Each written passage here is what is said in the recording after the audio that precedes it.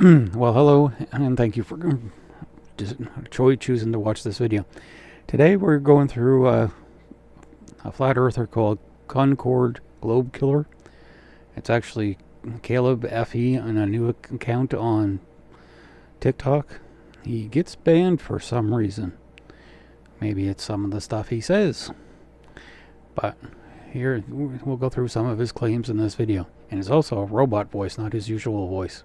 Okay, here we go. Stand upside down at the bottom of the Earth standing on a thin crust. While Earth has a molten core, but we believe global warming is man-made. We ball earthers also believe that while standing upside down, we are also speeding around the sun at 66,600 miles per hour. They seem to work in the number 666 and a lot because they want to probably associate the globe Earth with, or reality with the mark of the beast. They'll actually take 90 degrees north latitude minus our tilt at 24.5 to get 666 or 66.6. But no, we don't believe people walk upside down in Australia. This is a picture from, this is a screen capture from a TV show called Inspector Morse from the 80s, where he's in front of the Sydney Opera House. But you can see they're not walking upside down. The crust varies from for about 5 to 50 kilometers, depending on where you are. The oceanic crust tends to be the thinnest. But it has nothing to do with global warming. It's always been like that. We have a diagram called the hockey stick diagram, which shows the temperature increase in the last 150 to 200 years. And that's associated when we started burning fossil fuels for production of energy to move machines, and accelerated when people started driving cars.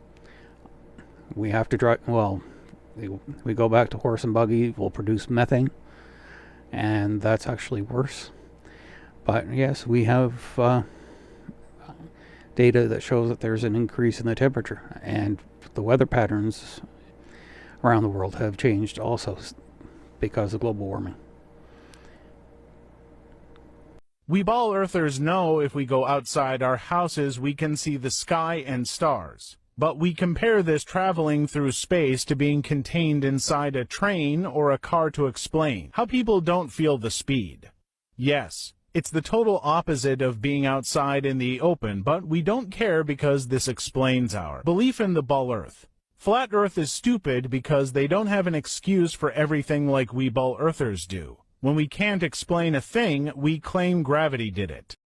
What happens is that people devise an experiment to figure out what's going on, just not saying, well, it's gravity. But about detecting motion, how we detect motion is there's a fluid in the inside of our ears, and if it doesn't move, we don't detect motion. And so, but I'm like a lot of other people who have motion sickness, and this is what happens when my brain gets confused between the fluid in my ears not detecting motion and my eyes saying we're moving, and makes my brain takes it out on my stomach at times, or makes me feel nauseous. But it was just, we didn't need to detect the motion of the earth rotating way back when. It wasn't necessary. We just needed to know the difference between us and the animal we're hunting, not the motion of the earth. It wasn't needed in the mental calculations at the time to survive. Flat Earth is stupid because they don't have big names defending their ideas. We ball earthers have big names like Bill Nye the Science Guy, who just happened to be an actor also. We also have Neil deGrasse Tyson. Yeah, he says Earth is pear-shaped, but I'm pretty sure he got that idea from NASA back in 1958, when they got that data from a satellite called Vanguard 1. We also have big names like Newton, who just happened to have been a Freemason. And we have a Jesuit called Georges Lemaitre who said Earth was created by a Big Bang. We also have experimental evidence that that shows the universe is expanding. And this is Edwin Hubble. You may have heard of the Hubble telescope. The Hubble telescope's named after him.